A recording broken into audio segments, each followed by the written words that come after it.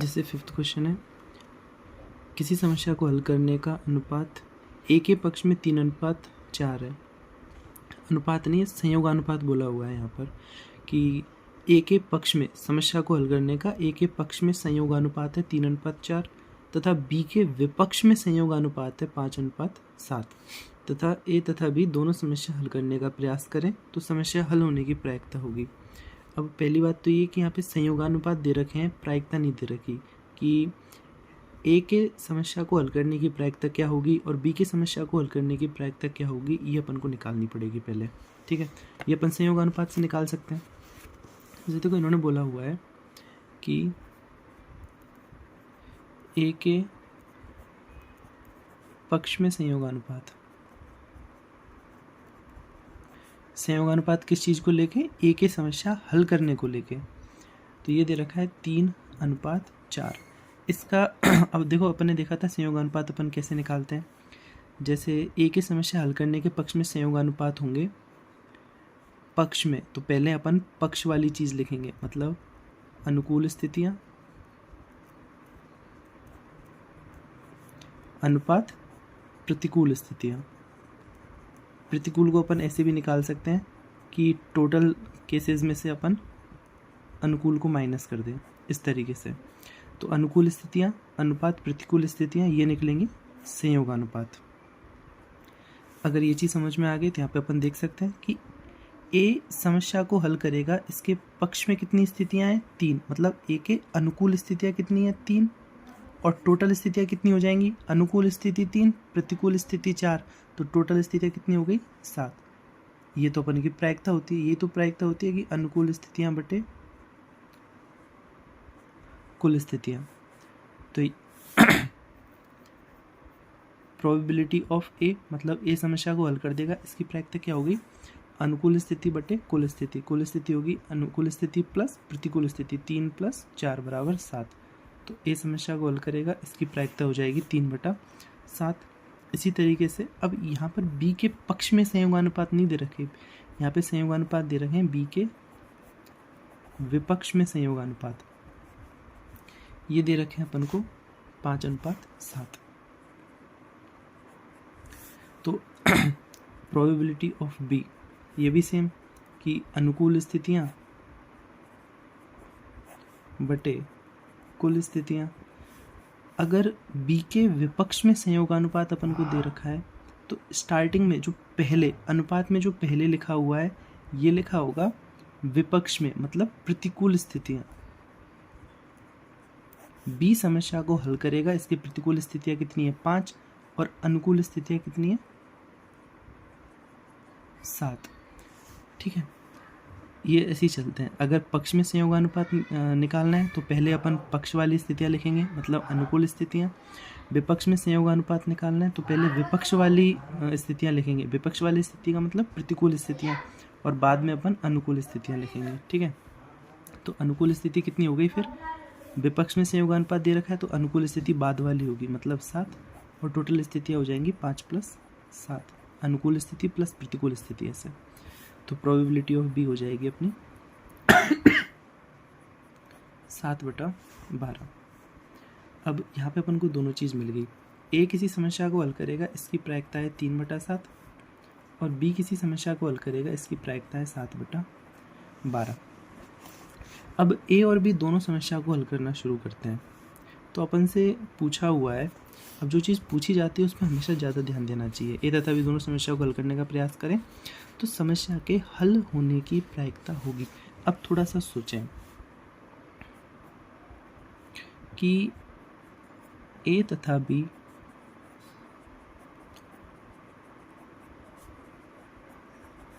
समस्या को हल करते हैं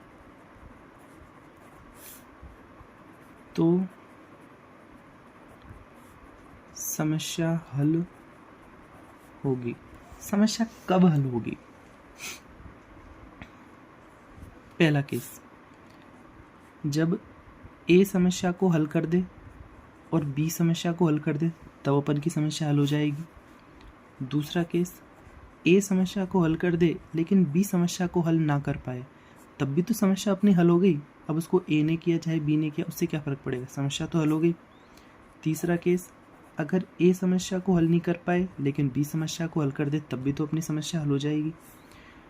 ये 3 केस बनेंगे। चौथा केस अपन का बनेगा जब ना ए समस्या को सॉल्व कर पाए और ना बी समस्या को सॉल्व कर पाए। तो अब इस स्थिति में समस्या अपनी सॉल्व नहीं हुई, इस स्थिति में समस्या अपन की अनसॉल्व्ड रह गई।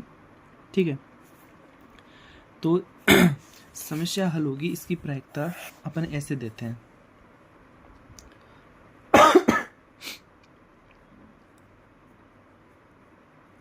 समस्या के हल होने की प्रायिकता कि ए समस्या को हल कर दे तथा बी समस्या को हल कर दे, प्लस ए समस्या को हल ना कर पाए इसकी प्रायिकता प्रोबेबिलिटी ऑफ ए का बार तथा बी समस्या को हल कर दे, प्लस ए समस्या को हल कर दे तथा बी समस्या को हल ना कर पाए, इसके बराबर होगी। अब अपन probability of A bar, probability of B bar रख के इसकी वैल्यू निकाल सकते हैं। ये अपन के आंसर आ जाएगा इससे। पर इसको अपन थोड़ा सा और छोटा कर सकते हैं। इसको अपन ऐसे कह सकते हैं कि समस्या के हल होने की प्रायिकता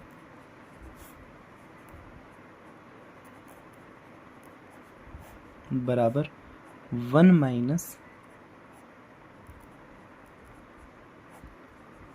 समस्या के हल नहीं होने की प्रायिकता। या तो समस्या हल होगी और या तो समस्या हल नहीं होगी, तो समस्या के हल होने की प्रायिकता बराबर 1 माइनस समस्या के हल नहीं होने की प्रायिकता। मतलब अगर अपन इस तरीके से निकालना चाहें ना तो समस्या के हल होने की प्रायिकता थोड़ी, इसको निकालना थोड़ा ज़्यादा लंबा है, जबकि समस्या के हल नहीं होने की प्रायिकता निकालना आसान है, क्योंकि इसमें तो सिर्फ एक ही केस बनेगा कि जब ए से भी नहीं हो और बी से भी नहीं हो। तो 1 माइनस समस्या के हल नहीं होने की प्रायिकता कि जब ए भी समस्या को हल नहीं कर पाए और बी भी समस्या को हल नहीं कर पाए, तो equal 1 minus probability of A equal 3/7, तो प्रोबेबिलिटी ऑफ ए बार हो जाएगा 1 माइनस 3/7। प्रोबेबिलिटी ऑफ बी है 7/12, तो प्रोबेबिलिटी ऑफ बी बार ये हो जाएगा 1 माइनस 7/12, 1 माइनस 4/7 इंटू 5/12 या 1 माइनस 20/84।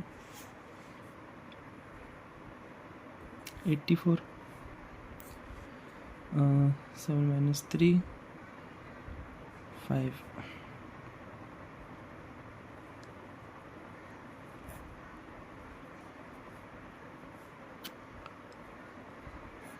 64/84। इसको अपन आगे और कैंसिल कर सकते हैं, जैसे 4 से कैंसिल करेंगे तो ये हो जाएगा 16/4 का भाग इसमें जाएगा 21। तो ये अपना आंसर है। फिर इसको 4 से कैंसिल किया, नीचे 84 है, ऊपर 64 है। 64 में 4 से डिवाइड करेंगे तो 16 टाइम, और 84 में डिवाइड करेंगे 4 से तो 21 टाइम। तो 16/21 अपन का आंसर हो जाएगा। ठीक है, अब यहाँ पे ये चीज़ समझने वाली है, अपन इसको करेंगे तो इससे भी हो जाएगा, आंसर तो सेम आएगा, इससे भी कोई अलग आंसर नहीं आएगा, सेम आंसर आएगा, इससे थोड़ा सा बड़ा हो जाएगा ये। बाकी करने को तो वैसे भी कर सकते हैं। क्वेश्चन नंबर जैसे 11 है, फॉर एनी 2 इंडिपेंडेंट इवेंट। अब E1 और E2 कैसी इंडिपेंडेंट इवेंट है, probability of E1 union E2 intersection E1 bar intersection E2 bar is, देखो इसमें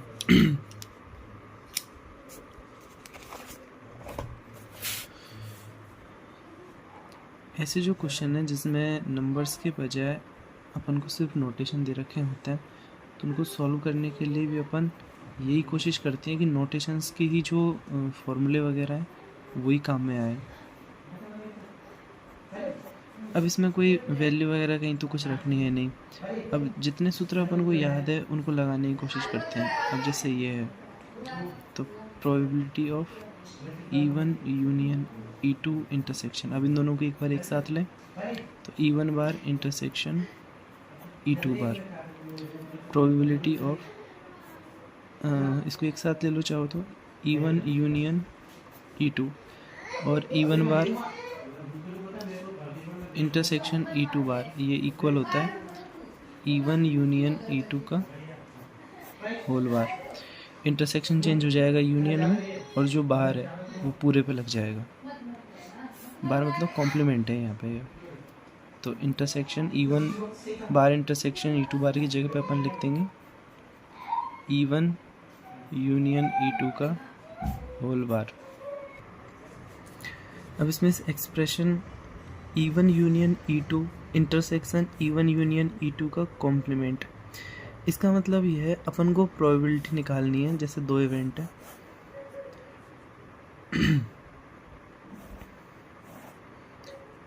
E1 और E2।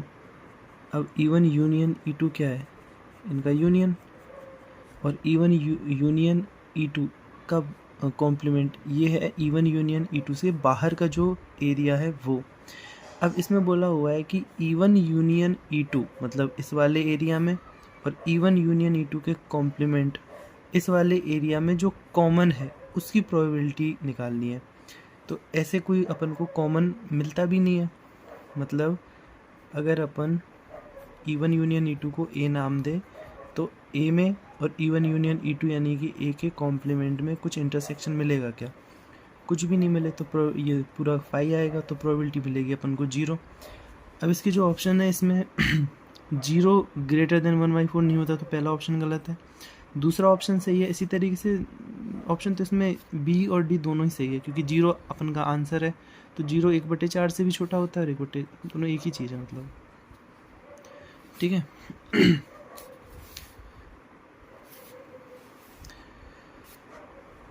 अब एक क्वेश्चन जैसे ये है, ताश के 52 पत्तों में 2 पत्ते यादृच्छिक निकाले गए, ठीक है, उनमें एक हुक्म का और एक पत्ता एक इक्का पाने की क्या प्रायिकता होगी। तो ये क्वेश्चन थोड़ा सा सोचने वाला है। मतलब 52 पत्तों में से 2 पत्ते निकाले गए हैं, तो पहले तो ये कि 52 में से 2 पत्ते निकाले गए। अब 52 में से 2 चुनने के तरीके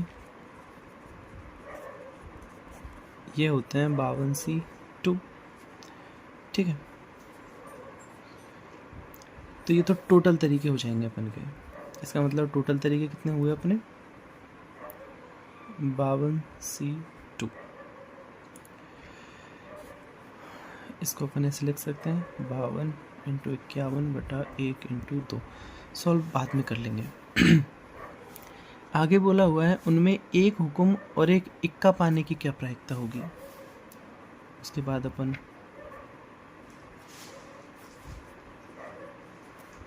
अनुकूल स्थितियां देखेंगे।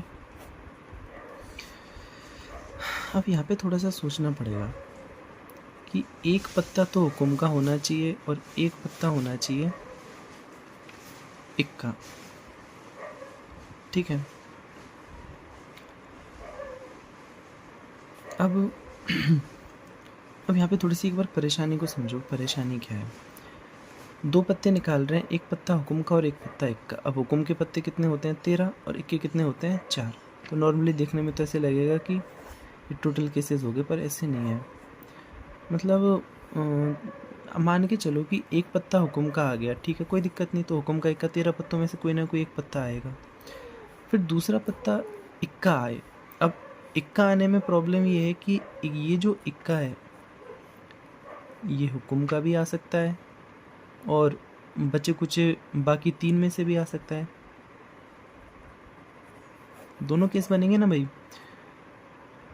एक पत्ता अगर हुक्म का है तो दूसरा पत्ता इक्का हो सकता है कि दूसरा पत्ता जो इक्का निकला है ये हुक्म का हो, या हो सकता है कि हुक्म का नहीं हो, मतलब हो सकता है कि या तो ये पान का हो, ईंट का हो, या एक कौन सा होता है चिड़ी का हो, ऐसे। ठीक है, तो इस हिसाब से अपन को ये दोनों चीज़ें लेके चलनी पड़ेंगी, क्योंकि अपन इनको किसी एक सिंगल मल्टीप्लाई में थोड़ी बता सकते हैं कि भाई टोटल स्थितियाँ कितनी हो जाएंगी। अपन को दोनों स्थितियाँ लेके चलनी पड़ेंगी। तो पहली स्थिति अपन ये मान के चलते हैं कि जो अपन ने 2 पत्ते निकाले हैं उनमें जो इक्का निकला है वो हुक्म का है।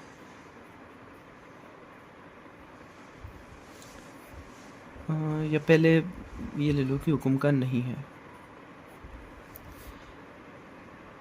यहाँ पे ये चीज़ समझने की कोशिश करो कि अपन ने 2 पत्ते निकाले, एक पत्ता हुक्म का निकला और दूसरा पत्ता निकला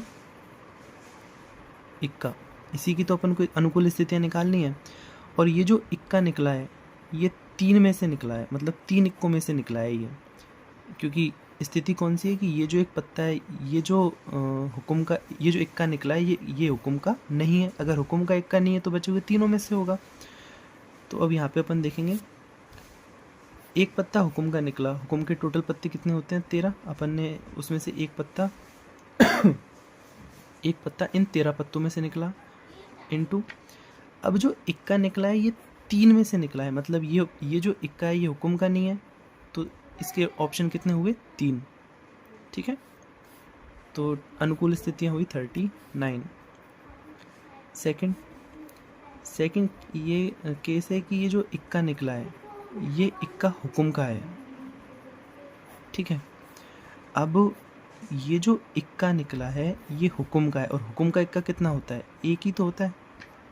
ठीक है, अब एक हुक्म का इक्का निकल चुका है, मतलब हुक्म का एक पत्ता निकल चुका है। अब जो दूसरा हुक्म का पत्ता निकलेगा, अपन को यही तो बोला हुआ है कि एक पत्ता हुक्म का होना चाहिए और एक पत्ता इक्का होना चाहिए। तो जो इक्का निकला है ये हुक्म का इक्का निकला है, मतलब एक। हुक्म का इक्का तो एक ही होता है अनुकूल स्थिति, इसके लिए जो टोटल केसेस बनेंगे वो एक ही बनेंगे, इनटू ये जो दूसरा पत्ता हुक्म का है। अब इसके लिए कितने बचे? इसके लिए बचे 12। देखो हुक्म के टोटल पत्ते होते हैं 13, इनमें से एक पत्ता कौन सा वाला? इक्का, ये ऑलरेडी निकल चुका है ये तो अब कितने पत्ते बचे हैं? 13 माइनस 1, अब पत्ते बचे 12। तो हुक्म का इक्का इनटू हुक्म के पत्ते अब कितने बचे? 12।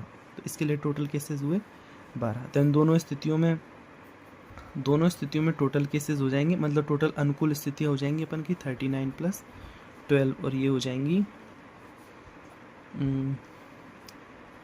51। अब अपन की प्रायिकता हो जाएगी अनुकूल स्थिति बटे कुल स्थिति। अनुकूल स्थितियाँ 51, कुल स्थितियाँ 52 × 51/2। ये अपन ने कुल स्थितियाँ निकाली ना यहाँ पे टोटल केसेस, तो 2 ऊपर चला जाएगा, 51 से 51 कैंसिल, 2/52। तो मेरे विचार से इसका जो आंसर है वो 1/26 आना चाहिए। ठीक है, मतलब ऑप्शन नंबर सी। हालांकि इसका जो आंसर है वो इसका 8/221 दे रखा है, पर जाते जाते ये आंसर होना चाहिए इसका। अब जैसे ये क्वेश्चन है, A and B are two mutually exclusive events, then इन तीनों ऑप्शनों में से कौन सा ऑप्शन होगा? वैसे खैर इन ऑप्शनों में से तो अपन देख के सीधा बता सकते हैं कि इनमें से कोई नहीं होगा, क्योंकि म्यूचुअली एक्सक्लूसिव होने से ये प्रोबेबिलिटी ए ज़्यादा या बड़ी नहीं हो जाती, वो इवेंट के ऊपर डिपेंड करेगा कि कौन सी प्रोबेबिलिटी ज़्यादा होगी कौन सी कम होगी। तो इसलिए ऑप्शन तो खैर इसमें से सीधा हो जाएगा, इनमें से कोई नहीं। पर फिर भी इस क्वेश्चन को एक बार देखो, ए और बी दे रखे mutually exclusive event, A and B are mutually exclusive. इनको हिंदी में बोलते हैं परस्पर अपवर्जी। इसलिए घटनाओं की जो थोड़ी बहुत परिभाषा थी वो अपन को आनी चाहिए कि परस्पर अपवर्जी घटनाएं कौन कौन सी होती हैं। परस्पर अपवर्जी घटनाओं का मतलब ये है कि यदि ए घटित होगा तब बी घटित नहीं होगा तथा जब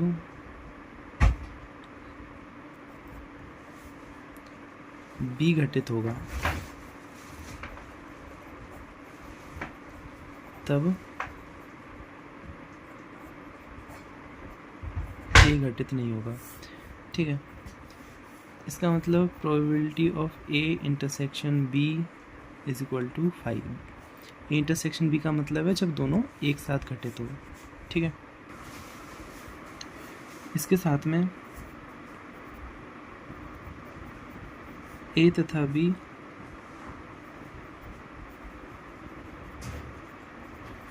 एक्सहॉस्टिव इवेंट हो। एक्सहॉस्टिव इवेंट का मतलब है निशेष घटनाएं।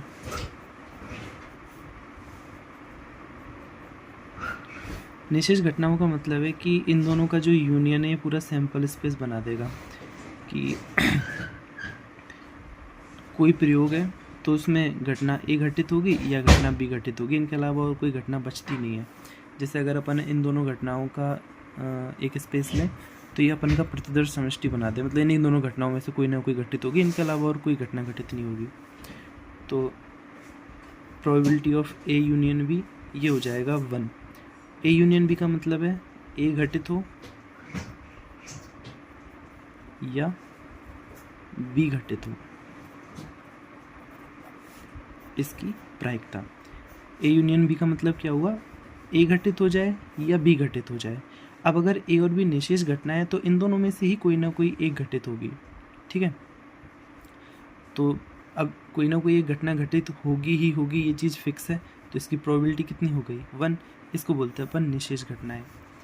ठीक है, अगर दोनों घटनाएं परस्पर अपवर्जीय है तो अपन ये नहीं कह सकते कि probability of A union B equal 1 होगा, ये चीज़ गलत हो जाएगी। फिर परस्पर अपवर्जी घटनाओं में एक उदाहरण ले, जैसे ताश की कोई गड्डी है, या छोटा उदाहरण ले ले, जैसे कोई अपन पासा फेंकते हैं तो मैं ए घटना ए नाम दूँ एक आना, उस पासे पर एक आना, और घटना बी को नाम दूँ उस पासे पर 2 का आना। अब ये दोनों घटनाएं आपस में परस्पर अपवर्जी हैं, क्योंकि पासे पर सीधी सी बात है कि कोई आएगा तो कोई एक ही अंक आएगा, एक से ज़्यादा अंक उस पर आ नहीं सकते। पासे पर या तो 1 आएगा और या तो 2 आएगा, दोनों एक साथ आ नहीं सकते। तो उसको अपन ऐसे बोल सकते हैं ना कि यदि ए घटना घटित हो गई, मतलब पासे पर कितना आया 1, तो घटना 2 घटित नहीं हो सकती, घटना बी घटित नहीं हो सकती। और अगर पासे पर 2 आया मतलब घटना बी घटित हुई, तो उस टाइम पे घटना ए घटित नहीं हो सकती। इनको बोलते हैं अपन परस्पर अपवर्जी। अब यहाँ पे अपन ये नहीं कह सकते कि probability of A union B equal 1 हो जाएगा, ये तो गलत बात है भाई। Probability of A union B कोई 1 थोड़ी है, ऐसा थोड़ी है कि या तो ए ही आएगा या तो बी, ए या बी दोनों में से कोई आए। हो सकता है भाई घटना सी 3 आ जाए या कुछ और आ जाए। ठीक है, तो ये चीज़ अपवर्जी के लिए सही नहीं है, ये चीज़ निशेष के लिए सही है। निशेष घटनाओं का मतलब है कि जो भी तुम घटनाएं ले रहे हो, ये घटनाएं सैंपल स्पेस बना देंगी कि इन्हीं में से कोई ना कोई घटना घटित होगी, इनके अलावा कोई और दूसरी घटना घटित नहीं होगी। ठीक है, तो अब अपन मान के चलते हैं, एक क्वेश्चन देख लो, जैसे कि ए एंड बी ये 2 इवेंट है जो म्यूचुअली एक्सक्लूसिव भी हैं और एक्सहॉस्टिव भी हैं। अगर म्यूचुअली एक्सक्लूसिव है, इसका मतलब दोनों घटनाएं एक साथ घटित नहीं हो सकती, तो इनके एक साथ घटित होने की प्रोबेबिलिटी हुई 0। और एक्सहॉस्टिव है कि दोनों घटनाओं में से कोई एक ना एक तो घटित होगी, तो probability A union B equal 1। अब इसको ऐसे मान के चलो कि यहाँ से क्वेश्चन स्टार्ट है। तो अपन को एक चीज़ पता है कि probability of A union B equal probability of A plus probability of B minus probability of A intersection B. इन सारी वैल्यूज़ को रख देंगे अपन। A union B equal 1, probability of A plus probability of B minus 0। तो probability of A equal या plus probability of B equal 1। ठीक है, एक तो ये रिलेशन है। मतलब ऐसे भी तो जैसे क्वेश्चन में ऐसे बोल दे कि घटनाएं ए तथा बी परस्पर अपवर्जी तथा निशेष घटनाएं हैं तब ऑप्शन नंबर 1, ऑप्शन नंबर 2 ऐसे ऑप्शन दे देंगे अपन को, फिर इन ऑप्शनों में ऐसे रिजल्ट लिख देंगे। ठीक है, ऐसे क्वेश्चन ज़्यादातर बनते हैं। अब अगर अपन बी को उधर लेके जाएं, probability of A equal 1 minus probability of B, तो probability of A equal 1 minus probability of B किसके बराबर होगा? Probability of B bar. ठीक है, तो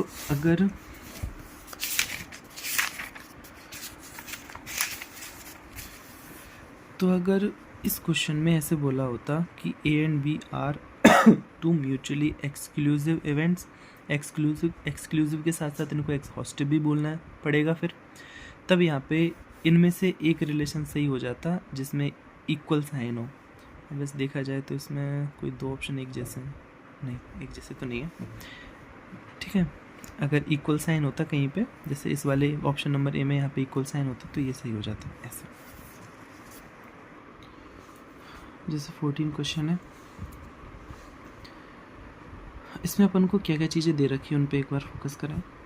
इसमें अपन को probability of A intersection B दे रखा है, probability of A bar intersection B bar दे रखा है। अब ये जो एक्सप्रेशन है ना, इसको देख के एक चीज़ दिमाग में अपने आप ही आ जानी चाहिए कि A bar intersection B bar equal A union B का होल बार। इंटरसेक्शन चेंज हो जाएगा यूनियन में और बार पूरे पे लग जाएगा। इसी तरीके से अगर ऐसे दे रखा हो तो यूनियन चेंज हो जाएगा इंटरसेक्शन में और बार पूरे पे लग जाएगा, या अपोजिट भी काम करेगा। तो ये चीज़ दिमाग में रहे अपने। प्रोबेबिलिटी ऑफ ए को पी, प्रोबेबिलिटी ऑफ बी को 2p के बराबर दे रखा है, तो अपन को then the value of p is given, तो अपन को p की वैल्यू चाहिए। अगर स्टार्टिंग में देख के समझ में ना भी आए तो जो चीज़ें अपन को दे रखी हैं अपन उन पे फोकस कर सकते हैं। ठीक है, जैसे अपन को कौन कौन सी चीज़ें दे रखी है इसमें, probability of A intersection B equal 1/2, probability of A bar intersection B equal 1/3, probability of A equal P and probability of B equal 2p। तो अपन को ये p की वैल्यू फाइंड करनी है कि p क्या होगा। तो probability of A bar intersection B bar, A bar intersection B bar, इसको थोड़ा सा और सॉल्व करें अगर अपन, तो ए बार इंटरसेक्शन बी बार को अपन ने क्या लिख सकते हैं, ए यूनियन बी का होल बार इक्वल 1/3। अब probability of A union B का बार ये बराबर है 1/3 के, तो probability of A union B किसके बराबर हो जाएगी, 1 - 1/3 के, क्योंकि अपन जानते हैं probability of A plus probability of A bar equal 1।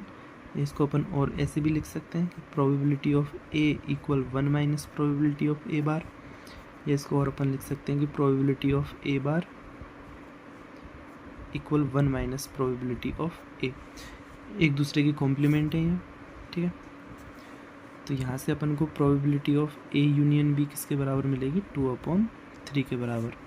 अब यहाँ से अपन थोड़ा थोड़ा मतलब अगर गौर करें तो यहाँ पे अपन को दे रखा है probability of A intersection B, यहाँ पे अपन को मिल गया probability of A union B, probability of A दे रखा है, प्रोबेबिलिटी ऑफ बी दे रखा है। अब इतना पढ़ने के बाद भी अगर ये फॉर्मूला दिमाग में नहीं आए तो फिर तो मतलब ही क्या है।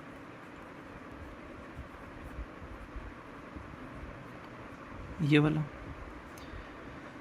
प्रोबेबिलिटी की एडिशन थ्योरम, तो probability of A union B equal 2/3 plus equal probability of A बराबर है पी के, प्रोबेबिलिटी बी बराबर है 2p के, minus probability of intersection B बराबर है 1/2 के। अब इसको अपन सॉल्व कर सकते हैं, p के लिए आंसर आ जाएगा उससे।